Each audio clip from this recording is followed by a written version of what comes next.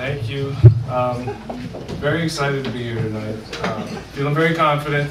It's true, I did recently move, and I'm still sort of acclimating to my new neighborhood. I was exploring today, and I thought I'd try and get a haircut. And I wandered up, I found this place called Lisa's up on Castro. Yeah! It was awesome. It really was like $18 for a full cut. I mean, I'm not Rod Stewart or anything. It doesn't take much to do it, but I got the shave and the beard trim and everything. And but what made this a singular experience was when she was done, she pointed at my eyebrows and she was like, "You want?" And I'd never been asked this question before, but I thought about it for a second and I was like, fuck yeah, all right, awesome. So I'm feeling good tonight because no matter how the next 5 minutes goes, for the first time in my adult life, I know that my eyebrows are really well kept. For real.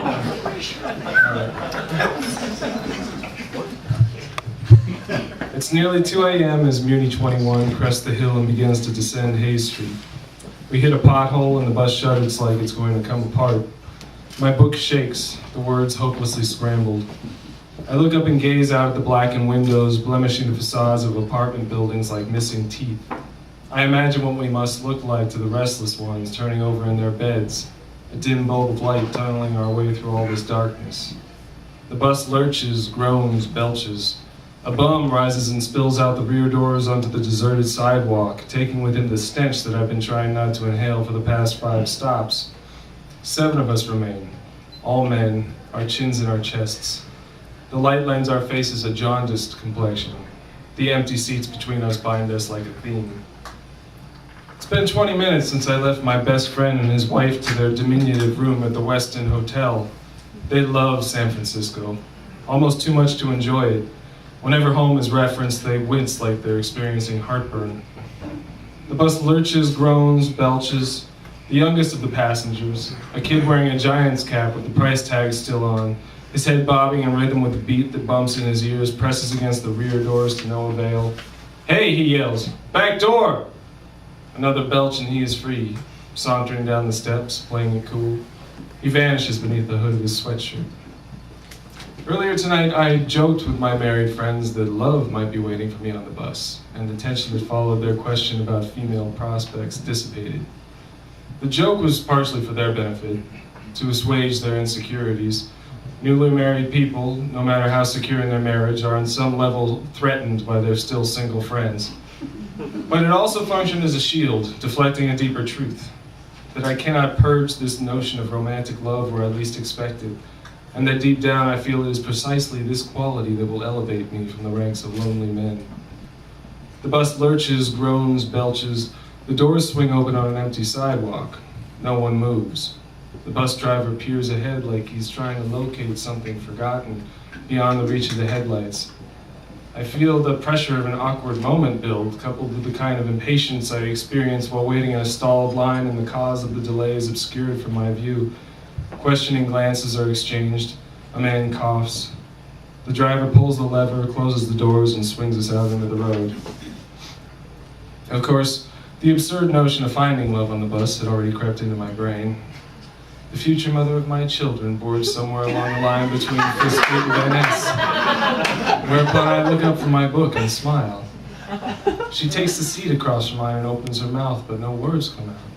"Yes," I say. "She's sorry to interrupt me," she says, "but she just loves so-and-so."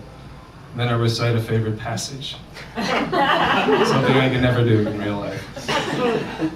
The bus lurches, groans, belches. 3 girls, miniskirts and sequins, their eyeshadow smeared by the sweat that has left their hair flat and dispirited, bored. I can't help but watch their eyes, wondering if any will land on me, just to be noticed, no matter by whom. "Fuck, dude, my knee hella hurts," trills the tall one, puncturing the quiet. I shrink into my seat. "Your knee? What about my fucking toe?" 2 men glance at each other and roll their eyes. I close my book and pull down the brim of my baseball cap. The girls trickle down the aisle and spread out like spilled milk, emptying the contents of their heads into our ears. That fat bitch totally broke my toe. Whatever, slut, that was her man you were dancing with. Yeah, well, it's not my fault a man was crushing on me. You're so bad, I know. The stop request sings a single note. The bus lurches, groans, belches. The girls head towards the door. One of them trips. Smooth move. Fuck off, bitch. The girls stumble out of our lives with the same suddenness with which they appeared. Muni 21 resumes its march. Faces surface, breaking into broad smiles. We slouch into a comforting silence, and like entwined lovers we share a pulse. It thumps in my neck. The others draw deep, contented breaths. Their exhalations thicken the air so that it sits heavy in my lungs like smoke. A pair of green eyes ensnare my own. The man they belong to chuckles and winks. His red whiskers climb all the way up his face. I pull the cord and rise from my seat, fixing my gaze on the grooves on the floor. I hold my breath, cover my ears discreetly, and hum, hoping to drown out the thump in my brain. The bus lurches, groans, belches. The doors stick. Back door, I yell. I push through and gasp. The bus drives away, leaving me on a barren sidewalk, 3 stops too soon. Thank you. Yeah.